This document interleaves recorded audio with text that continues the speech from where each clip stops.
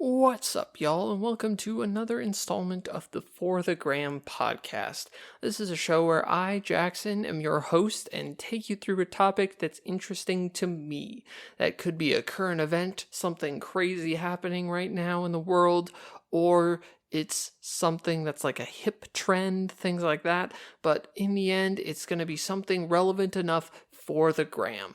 This episode, I am back at school. Yeah, that's crazy to think about already. It's the end of August and I'm already back at school. So, how my college works is I'm going to be a junior this year, but we always move in so that we have that first week be 2 weeks before Labor Day. Because there is a specific reason for this. They had it start with the first week being the week before Labor Day, right? So they would have a week and then Labor Day weekend, and people would just stay home. They would not come back. They would just stay home after the 3 days, be like, I missed home. I want to be back here. So my college starts 2 weeks before Labor Day, just so then we don't have anybody staying home. We have that extra weekend in there for people to get situated, people to figure out what it's like to be there on weekends before you have to go home for Labor Day break. But I am super excited. I'm not normally excited to go back to school. Like, it's typically just an indifferent feeling when it comes to going back to school. But I like school now that I basically get to choose what I want to do, as opposed to being in a curriculum-based learning facility, like high school and stuff like that. And so I am a multimedia arts major, and so this year is my junior year, and I get to start diving into classes that are more major appropriate. So my college is very hands-on, and they let you do a lot of different things that you would not be able to do at other colleges. Like, we have film classes where you just sit in a room and you watch movies and you talk about movies. And that's a class that I get to start up here tomorrow. So my first day of classes are Tuesday. And if you're not listening to this the day that it's uploaded, it's past already probably. But I'm super excited to be back. I have an apartment this year. So how dorm res halls, sorry, I'm a campus ambassador. I know better than to say dorms now. But I've been in a different res hall every year that I've been at school. I started out in Tigan Hall is what they call it. That is the freshman guys dorm. It is all guys and there's no air conditioning. So it was not fun for 3 weeks out of the year. And then it just got super dry towards the winter time, but it was fine. I survived. That's basically your freshman initiation at my college, is living through the guys' dorm room. And then I lived in Gullickson Hall last year, and that one, I did have air conditioning. I had the same roommate that I had freshman year. His name is Thomas. He was a pretty chill dude.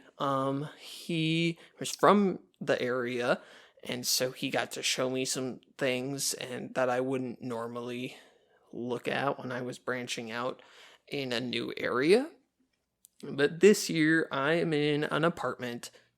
So I have a 3-bedroom apartment that I share with 3 other people.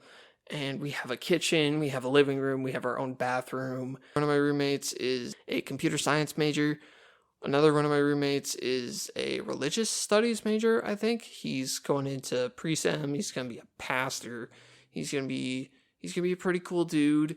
And then my other roommate is also going into philosophy and religious studies and things like that, which is cool. Like, we get a wide variety of different people, me being an arts major, and we're all involved in similar things. Like, we're all in the choir, and we all are just involved a little bit around campus. 2 out of the 3 of my roommates work in the library, which is cool, so I get to see them there. But I am the youngest. My other roommates are seniors. I am a junior, but it's okay. I got kind of shoehorned in at the last second, which is nice because my roommate from freshman and sophomore year, he transferred schools.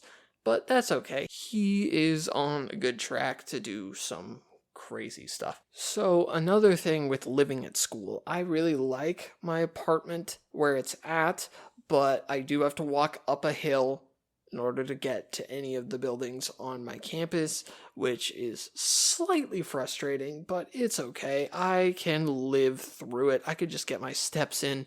I'm a little worried about winter though.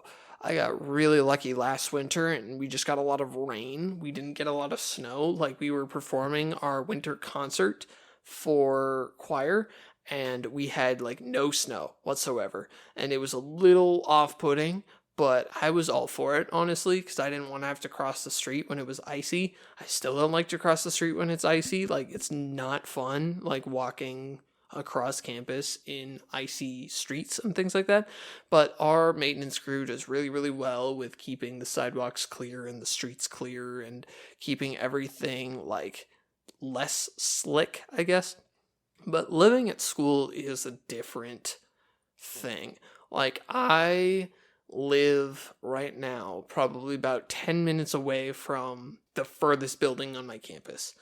And that's saying something because some of the schools that I toured in my college visits were you could stand in the center of campus and get anywhere in 10 minutes or less. For me, I can go from one side of campus to another in like a 10-minute walk. And I love walking on my campus. Like, the beautiful trees down here are insane in the fall. Like, the reds, the oranges, the yellows, I love it so much. I love nothing more than walking through the campus on a fall day with just like a slight breeze and like a little sun, and then like you have jazz concerts in the fall too, so like the jazz band playing. Oh, it's really nice. It's really nice. Living at school is weird though, just because I personally, when I was in high school, I would not miss school unless I was out. Like, if I was out of it, I would miss school, but I rarely ever miss school. That was a thing that my dad probably gave to me in genetics, just because he does not like to miss work. If he's able to function, he's working. That's the same for me with school. If I'm able to function properly, I will go to school. I will do it. And the problem with living at school is I have the ability to just get up and walk to school, like, regardless of whether I feel up for it or not. So, like, there are times where I feel like death and I am able to function though, so I get up and I walk to school because I can. And then I call my family in the evening and they're like, "What did you do today?" And I'm like, "I went to school, but I feel like death." And they're like, "Why did you do that? Like, you should not be doing that right now." And I was like, "Okay, whatever you say." And then I get up and do it again the next day. And like, there were moments where I almost like passed out in the dining center at our school. And my friends got a little worried, but I was fine. I survived. I lived it. It was all good. And like, I just think the ability for me to just get up and go because I step outside and I'm at school basically makes it a little bit harder for me to try and relax in that sense. Like, I gotta have a nice work-life balance. So, like, this year, a big thing that I'm going to try and do is I'm going to, like, leave a certain area in, like, my room is going to be my room. Like, my room is where I'm going to want to go if I'm going to want to relax and stuff. If I want to do homework, I do that in the living room. Like, I just want to create a separate space for me to do homework versus just live my life. You know what I'm saying? Being back at school is funky, right? Because college and high school are two very different things. For one, you're paying to be there. Yeah, that pretty much speaks for itself. If you waste your education, it is on you now, and you have to bear the financial burden that comes with that. And so it's very important what you choose for your school. I was a very late bloomer in my college decision. I had a horrible influence on my college decision because my sister is a year older than I am, and before her senior year, she knew where she wanted to go. She knew what she wanted to do. She applied and was accepted into a school before her senior year started, so she got to figure a lot of that stuff out during her senior year. I was really busy my senior year, so I did my college visits in February, and I decided where I wanted to go the beginning of April. Yeah. And I started school in August. So it was a little stressful, probably self-inflicted, but I enjoy where I'm at right now. I think I made the right decision. My college that I'm at right now is smaller than my high school. My high school, I went to public school, and so I had about 1,000 people in the same building, and now I have a campus with 6 different buildings on it, and like 850 people. So it's small, but I love it. It's a nice, tight little close-knit community. Everybody knows everybody pretty much, except for this year. Like, I haven't met a lot of the freshmen yet. I know some of them because I toured them. I'm a tour guide, so I get to take some of the incoming freshmen around, and some of the like open house events that we have, which are for not incoming freshmen, which I'm a little confused on. Like, there was one tour that I gave that was a group of 8th graders and 7th graders, and I was like, that is crazy. These people are all so small. Was I this small when I was in 7th and 8th grade? But I just got to show them a bunch of cool stuff because they're not worried about college. I wasn't worried about college in 7th and 8th grade. I wasn't even in this state in 7th grade. Like, it was a vastly different time. And so, like, I walked past one of my professors as I was giving them the tour, and she just whispered to me, she just goes, incoming freshmen get younger every year. And I'm like, they're freshmen, all right. That's true. And then I just kept walking, and I had a fun time being an ambassador. I still am an ambassador. I don't know why I use past tense there, but it's a cool experience getting to show off the school a little bit, getting to make sure that people are comfortable here, getting to answer questions for people, getting to show people some of the cooler areas in the school, and that's always fun for me. I really like that part of it. But this year, I don't have to go to a class before 8 o'clock, which is good. I have only had one 8 a.m. in my entire college career so far, and that was a math class that everybody had to take, and it was either offered at 8 a.m. or 10, and I knew I was going to get spots in the 8 a.m. class, so I took one there.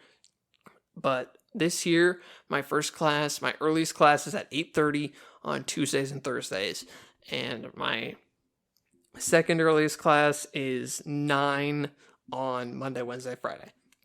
So I have a pretty spread out schedule this year. Like, my freshman year, first semester, I didn't have any classes until 10:30, and then I went until like 4 o'clock, 6 o'clock in the afternoon / evening.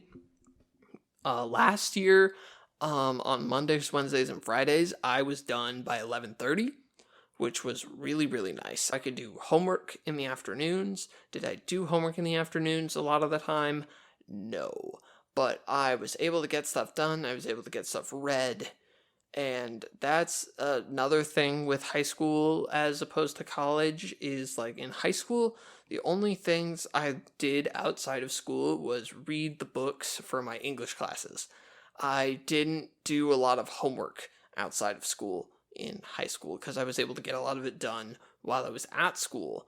And because I knew I had so much going on after school that I needed to get it done while I was in the classroom and things like that. But I had to relearn a lot of things because I was just so preoccupied on things in high school. In college, you have like an hour lecture or something like that, and then they give you an assignment right at the very end and tell you to go do it. And you're like, okay. And they say that you're supposed to work on homework 2 hours for every hour that you have in class, right? So if I have an hour class, I am expected to work for 2 hours on the homework for that class, and they're expected to give me 2 hours worth of homework for that class. And so I have to be able to fill that time. Some people obviously go faster than others, so sometimes you get more free time for other classes and things like that. But for me, I was told by one of my professors that I will never forget this till the day I die. Give it the good old college skim, which means look through it for buzzwords that you think will be useful for conversation, and then learn what those buzzwords mean in context of a thing, learn how to explain them, because the best way to learn a thing is by being prepared enough to teach it to somebody else.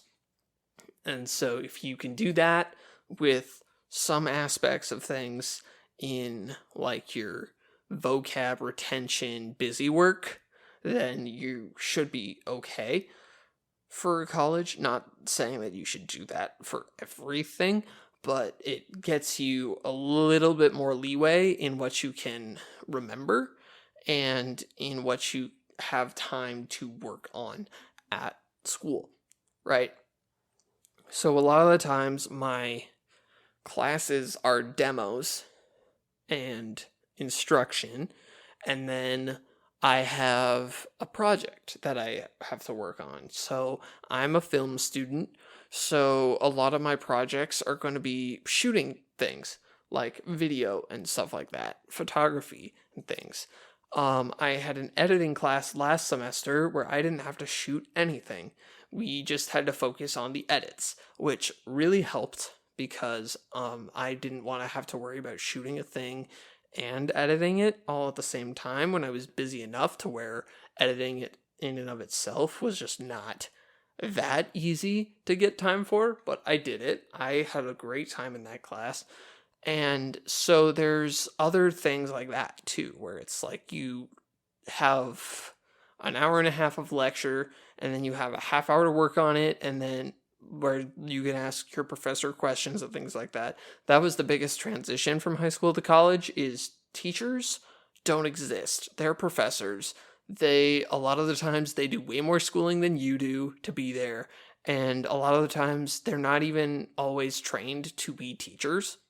They just are trained in the thing that they're supposed to teach you how to do, right? So one of my professors is a graphic designer, and I love him. He's so fun, but he is like, I'm going to buzz through this really fast because I know how to do it, and then you're going to do it for an assignment. And so he's very helpful in terms of explaining how to do things if you have questions and like difficulties on things like that. But he also, if you were explained it 3 different times in a row, he's gonna tell you to look at your notes and figure it out, which I really like that, because if you're not like retaining things, you're not really learning all that much. And so that was a great time. The thing with my college is a liberal arts education system, basically, which means they want you to be as well-rounded as possible so that if you don't end up doing the thing that you were supposed to do with your major, you have areas to fall back on, right?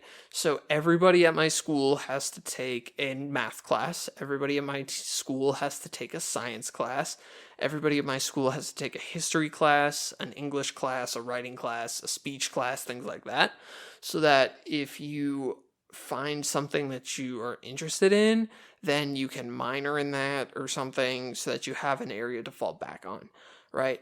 So I really like this aspect of everything. Do I like math and science? No. I'm not like one of those people who's like, oh, numbers, I don't like them. But I can handle myself when I know what I'm doing. When I don't know what I'm doing, that's when it gets a little fuzzy. Like there was one time where a friend of mine sat me down and tried to explain integrals to me from like calculus, and it took him 45 minutes to get through one thing, and I was like, okay, I was hanging on his every word, and I will never be able to use an integral probably in my education just because I'm not going to take calculus and I'm not going to take physics, but he wants to be a math teacher, so the fact that I was able to hang on with him as he was going meant that he was on the right path. He knew what he was going to do. And there are some other people that I know that will also be really, really good at the stuff they're training to become. And I'm super excited to see what they do with that.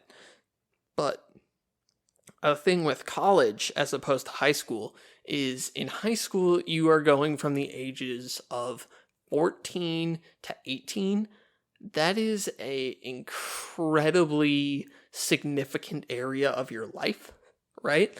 So 15, 16, 17, 18, that's when you're figuring out who you are as a person.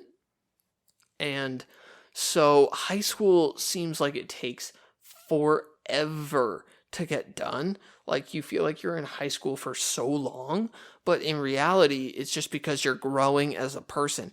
And it's a thing in like the human psychology. Like your brain thinks time goes by slower because you're growing and you're developing and you're turning into the person you're supposed to be. And then once you hit your college ages, like 19 to 22, basically, you kind of already figured that out. So time goes by a lot quicker. So something I've learned as I'm in college is the 4 years of high school felt like 10 years, but also like I would not trade a single moment of it. Maybe COVID, actually. That I'll take that back. I might trade COVID. I did not enjoy that very much, but like the relationships I built, the friends I made, things like that, those needed that time to grow. And they grew with me as a person. And so it felt like it took forever to get through high school. But then I hit college, and it's my third year of college now.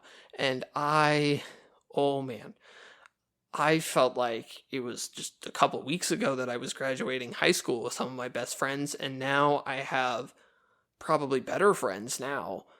No offense if you are one of my friends from high school and you're listening to this. I love you. You're amazing. But like, I probably have people who more align with my interests at my college.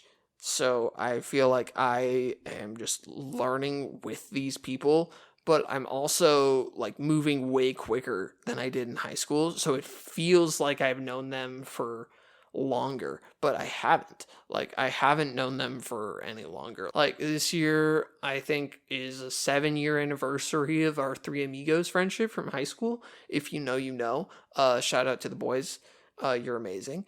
But, like, I learned so much more in the 2 short years of college that I've experienced so far. Like, I've changed so much as a person from high school till now. I've still stayed relatively the same, but I've been able to grow a little bit more in that sense, but I've already figured things out.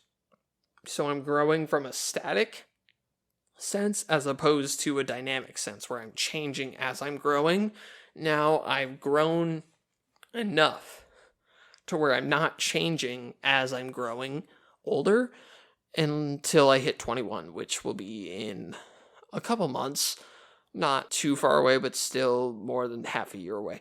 But college is a time for you to experiment with life, with adulthood, without having your parents there over your shoulder helping you and like other mentors and people like that helping you grow, you're kind of learning things for yourself as you get to college.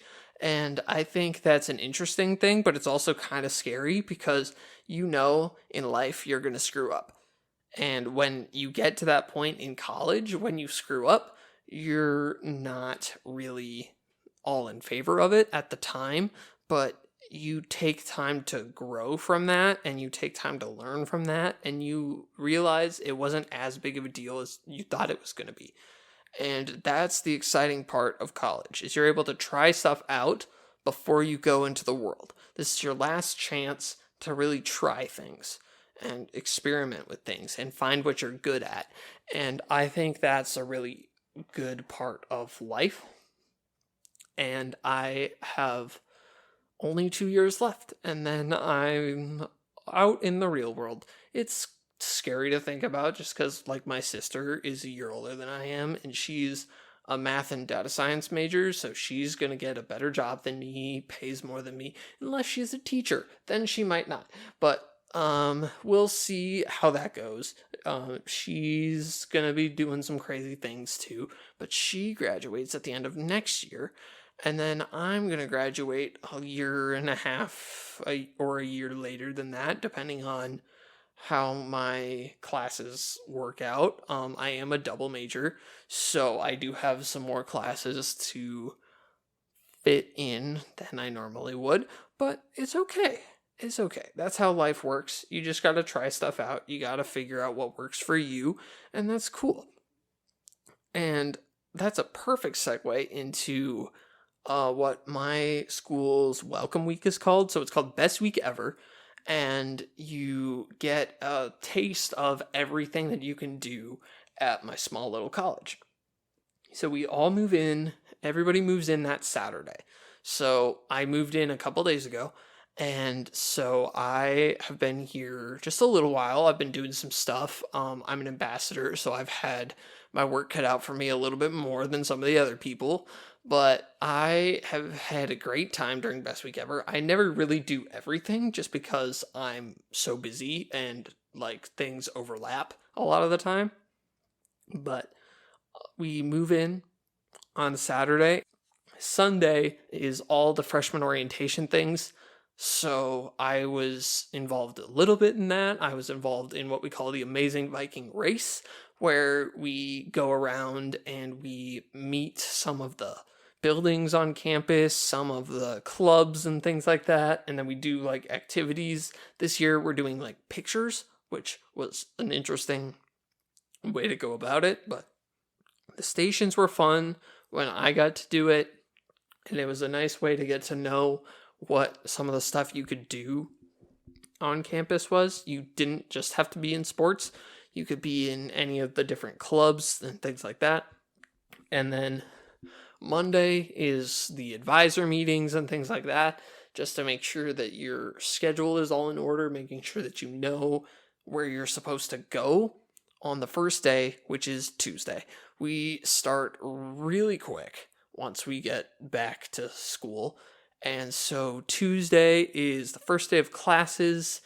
Some of the clubs meet in the evenings with like activities and things like that. And then it's the theater info meeting and like the first day of like choir and stuff like that. So there's a lot of artsy things on Tuesday. And then Wednesday is the first day of auditions for theater stuff. I'm a big theater person, if you didn't know. That's probably why I'm shouting out more theater things than any of the other stuff. But the fall season for theater really kicks off rather quickly. You have the info meeting on Tuesday, and then you have almost no time to make any considerations. You just kind of jump in and audition on Wednesday. And this year we're doing 2 shows in the fall. We're doing a version of Servant of Two Masters, which I'm super excited for. And then we're doing an original nativity play written by my director. I'm super excited for that too. I'm excited to see what he has in store for it. And I've heard a lot about like while he was writing it in the writing process, and I've heard really, really good things about it from the very beginning when he first started writing it my freshman year. Um, this is a project that he's wanted to do for a long time, and I'm excited to see where he goes with that. And then throughout the rest of the week, you have classes, and then different clubs meet and things like that. And then on Saturday, you have like the big campus gatherings, and that ends the best week ever, which is our welcome week, our way to usher in a lot of the different, a lot of the newcomers to campus and things like that. And so I'm excited for it to be done. It's just started, but like it's very top heavy. Like the first few days when you don't have class is pretty hefty in terms of what you do for best week ever, but I am excited for it to be done at this point. I've done a lot. I still have a lot to do, but and then I have school. Like I have classes that start this week already. So it's going to be syllabus week. There's not going to be a lot to do because they're not going to expect us to have everything already unless they do, in which case, why? But we get to try some cool things, learn some different things, expand your comfort zone a little bit. College is just about trying stuff. And if you don't try stuff, if you stay in your little bubble, then you're only going to be involved with the same certain types of people throughout all of your college experience. And it's nice to kind of branch out and meet different people that you wouldn't normally interact with because they're not involved in the same activities as you are. But with all that being said, I'm going to jump into this week's edition of 3 Things You Need to Know. So, number 1, I talked about Inside Out 2 a couple weeks back. And so Inside Out 2 is the fastest animated movie to reach $1 billion. We talked about that. It outsold Doom 2 within 2 weeks of being out. And then it had a 100-day theatrical release period where everybody got to go see it that wanted to see it. And it made a lot of money. Mainly because it's a Pixar movie and Pixar does crazy things at the box office. But I would not be surprised if this movie is one of the highest grossing movies of the year. Just because it had such a long tenure in the theater and it was, honestly, it was a pretty good movie, if I do say so myself. But that is number 1. Like, I remember Top Gun Maverick was the first movie that I vividly remember having a lengthy time in the theaters. Like, Top Gun Maverick was released the weekend of my graduation from high school. And my parents went to see it the day before I graduated high school. And, oh man, it was still in theaters. I was giving a speech on it during September. So that would have been 4 months. 4 months in the theaters, which is about 100 days. So that was the first one that I vividly remember having a 100-day release for it. And then I know some other movies did it. I know Oppenheimer did it recently, and now Inside Out 2 has a 100-day release date. And I think it's better for kids' movies to have 100-day releases just because it gives parents and grandparents something to take your kids to do when you're in the summer months and you don't have anything else to do outside when it's 90 million degrees outside. But Inside Out 2, could it be the highest grossing movie of the year? I think it might be, actually, but we'll see. There's still a lot of year to go in terms of movies and things like that, but I'm excited to see what happens.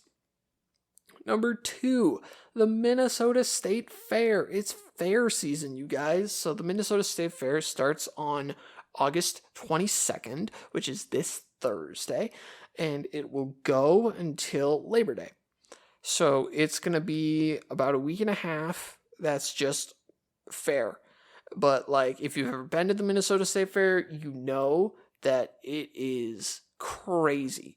So it's ginormous. It needs a week and a half in order for you to be able to go see everything. Because not only is it huge, but there's a lot of people who go. Like, so many people go. Like, I'm not a big rides guy, but I'm a big fair food person. So, like, your Sweet Martha's cookies, like, I went and got those one year. They were sugar blocks by the time I got them home, but they were still really good. And then they do sell them in grocery stores now, but that's not the same, you guys. You gotta, like, experience it from the actual stand. But fair food is a big thing for me.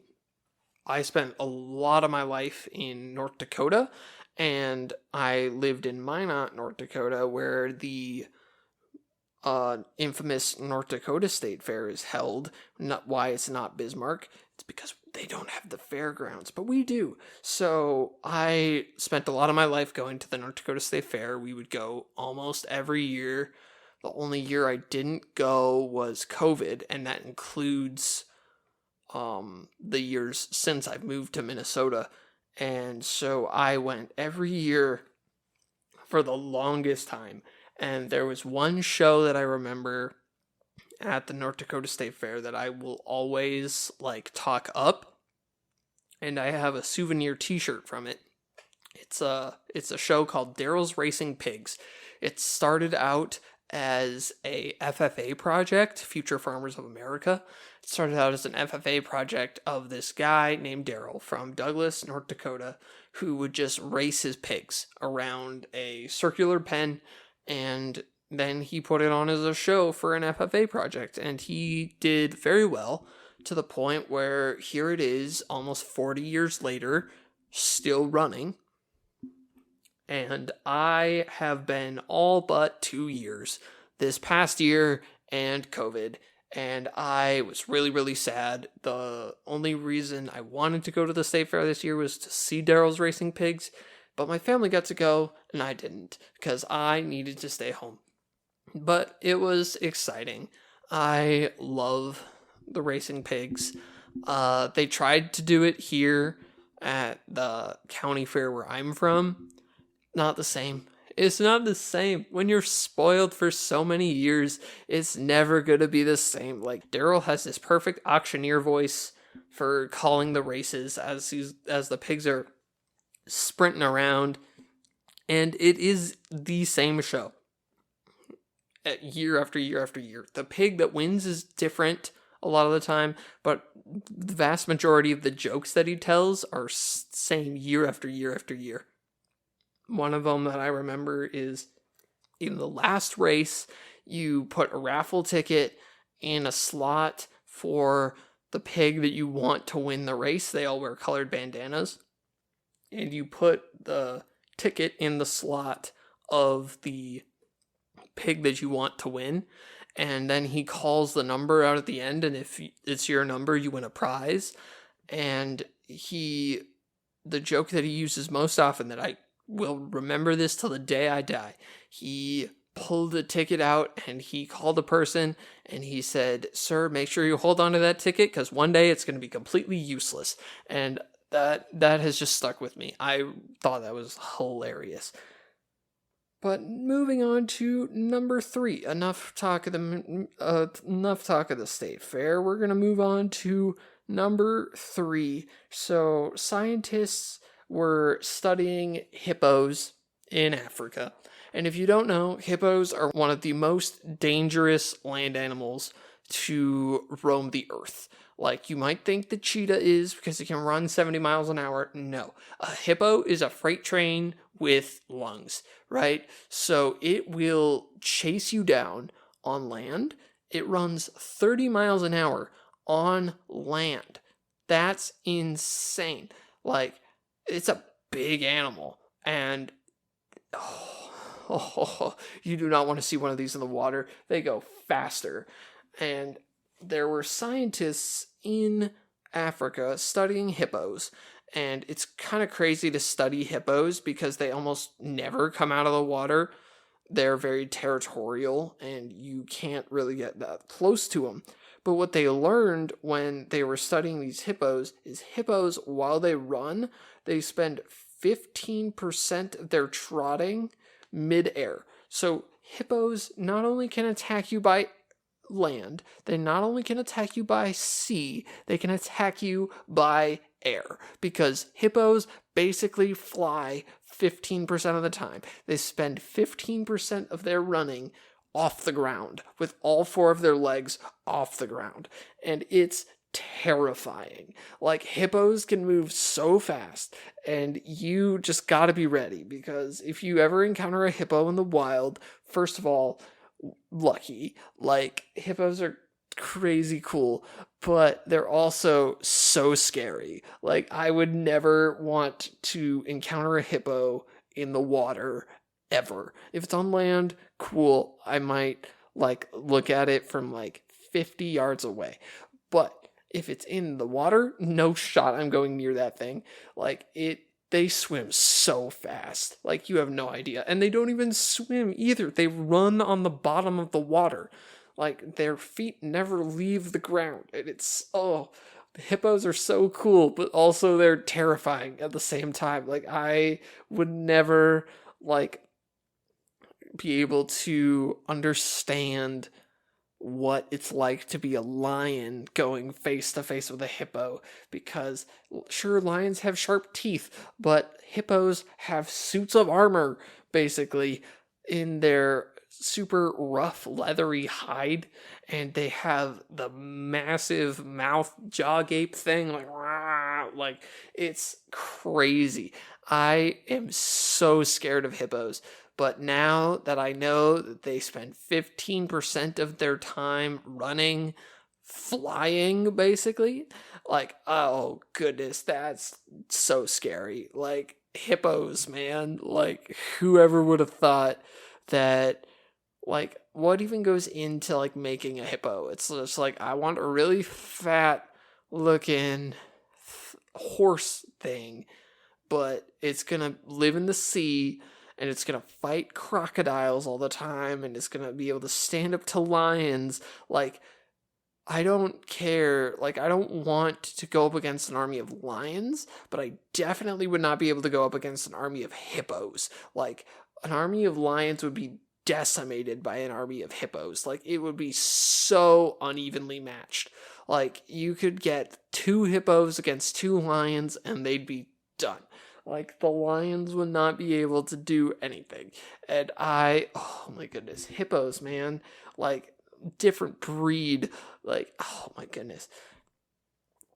But that's going to do it for this week's edition of 3 Things You Need to Know. I hope you guys learned something from that. Me just talking about hippos for 3 minutes. Like, who needs to hear me geek out about another dangerous animal, let alone hippos? Something I do want to bring to everybody's attention is I am a student. That, if that is not abundantly clear by the premise of this episode, but I am a student and my schoolwork does come first, so I am going to be transitioning my upload schedule once we hit September 1st to every other week instead of every week. If that's not cool with any of you, like, too bad, I guess. I just don't think I'm going to be able to sustainably run this podcast every week once I get in the full swing of school. So I will be recording all my episodes from school, but they will be every other week as opposed to every week, if that makes any sense. So that's starting September 1st, so I won't have an episode for Labor Day weekend. Just to put that out there. Cool. All right. So that's going to do it for this week's installment of the For the Gram podcast. If you liked the show or have any feedback whatsoever, please DM my Instagram at forthegrahampod, all lowercases, no spaces, or send me an email at forthegrahampod@gmail.com. I do appreciate any and all feedback that you send me, and that really does go into my creation of this show. So thank you all so much for that in advance. But with that all being said, I hope you all enjoyed this episode of For the Gram, and that's going to do it for this one. Thanks for listening.